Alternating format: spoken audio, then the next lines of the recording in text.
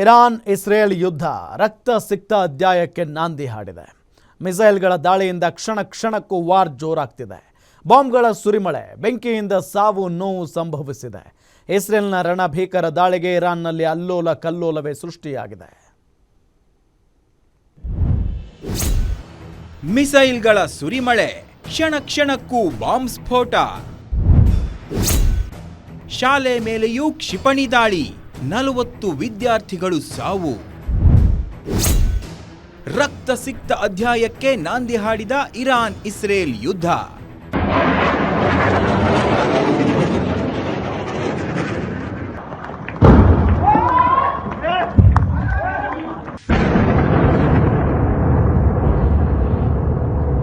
Israel America ದಾಳಿಗೆ ಇರಾನ್ನಲ್ಲಿ ಅಲ್ಲೋಲ ಕಲ್ಲೋಲವೇ ಸೃಷ್ಟಿಯಾಗಿದೆ. ನಿರಂತರವಾಗಿ ಮಿಸೈಲ್ಗಳ ಸುರಿಮಳೆಯಾಗ್ತಿದ್ದು ಇರಾನ್ ಅಕ್ಷರಶಃ ನಲುಗಿದೆ. ಕ್ಷಣಕ್ಕೊಂದು ಕ್ಷಿಪಣಿ, ಶರವೇಗದಲ್ಲಿ ಬರ್ತಿರೋ ಬಾಂಬ್ಗಳು. ದಟ್ಟ ಬೆಂಕಿಯಿಂದ ಪ್ರಪಂಚದ ಶ್ರೀಮಂತ ರಾಷ್ಟ್ರಗಳೇ ತುಂಬಿರುವ ಮಧ್ಯಪ್ರಾಚ್ಯದಲ್ಲಿ ಘೋರ ಯುದ್ಧವೇ ನಡೆಯುತ್ತಿದೆ.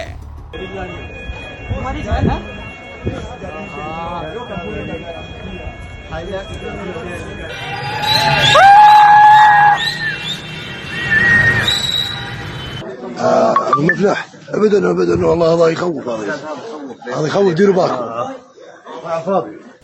ನೋಡುತ್ತಲೇ ಇರಾನ್ ವಿರುದ್ಧ ಅಮೆರಿಕ ಮತ್ತು ಇಸ್ರೇಲ್ ದಾಳಿ ಮಾಡುತ್ತಿದೆ.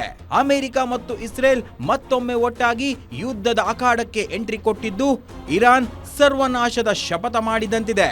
ಅಮೆರಿಕ ಮತ್ತು ಇಸ್ರೇಲ್ ಶತ್ರುವಾಗಿರುವ ಇರಾನ್ ವಿರುದ್ಧ ಭೀಕರ ಸೇನಾ ಕಾರ್ಯಾಚರಣೆ ನಡೀತಾ ಇದೆ. ಇದಕ್ಕೆ ಪ್ರತಿಯಾಗಿ ಇರಾನ್ ಕೂಡ ದಾಳಿ ಮಾಡ್ತಿದ್ದು ನಾಗರಿಕರ ಹೆಣಗಳು ಉರುಳುತ್ತಿವೆ. ಈ ಯುದ್ಧ ರಕ್ತಸಿಕ್ತ ಅಧ್ಯಾಯಕ್ಕೆ ನಾಂದಿ ಹಾಡಿದೆ. ಇನ್ನು ಈಗಾಗಲೇ ರಷ್ಯಾ, ಉಕ್ರೇನ್, ಪಾಕಿಸ್ತಾನ, ಅಫ್ಘಾನಿಸ್ತಾನದ ನಡುವೆ ಯುದ್ಧ ನಡೆದಿರುವ ಬೆನ್ನಲ್ಲೇ ಇರಾನ್ ಮೇಲೆ ಇಸ್ರೇಲ್ ಹಾಗೂ ಅಮೆರಿಕ ಸಮರ ಸಾರಿರೋದು 3ನೇ ಮಹಾಯುದ್ಧ ಆರಂಭವಾದಂತಿದೆ.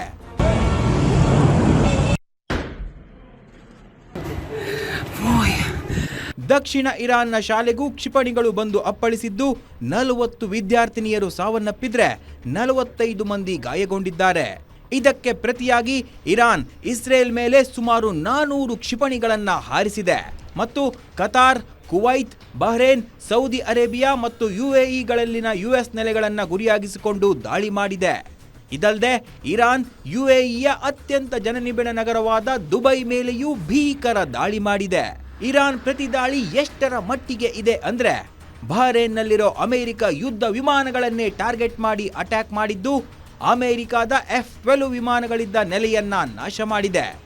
ದೋಹಾ, ಸೌದಿಯ ರಿಯಾದ್ನಲ್ಲಿರುವ ಅಮೆರಿಕದ ನೆಲೆ ಮೇಲೆ ಕ್ಷಿಪಣಿ ದಾಳಿ ಮಾಡಿ ಉಡೀಸ್ ಮಾಡಿದೆ. ಇನ್ನು ಜೋರ್ಡಾನ್ನಲ್ಲಿರೋ ಅಮೆರಿಕದ ಪ್ರಧಾನ ಕಚೇರಿ ಮೇಲೂ ಇರಾನ್ ಅಟ್ಯಾಕ್ ಮಾಡಿದೆ.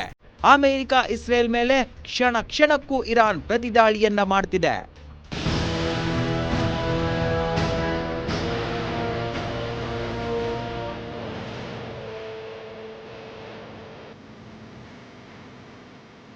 ಒಟ್ಟಾರೆ ಇರಾನ್ ಮೇಲೆ ಜಂಟಿಯಾಗಿ ಇಸ್ರೇಲ್ ಅಮೆರಿಕ ವಾರ್ ಮಾಡ್ತಿದ್ದು ನಾಗರಿಕರು ಪರದಾಡುವಂತಾಗಿದೆ.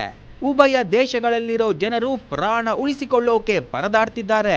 ಎಲ್ಲಿ ನೋಡಿದ್ರು ಬಾಂಬ್ ಸದ್ದು, ಮಿಸೈಲ್ಗಳ ಆರ್ಭಟಕ್ಕೆ ಸಾಮಾನ್ಯ ಜನರು ಕಣ್ಣೀರು ಹಾಕುವಂತಾಗಿದೆ. ಭಾರತೀಯರು ಕೂಡ ಯುದ್ಧ ಭೂಮಿಯಲ್ಲಿ ಸಿಲುಕಿ ನರಳಾಡುವಂತಾಗಿದೆ. News desk, guarantee news.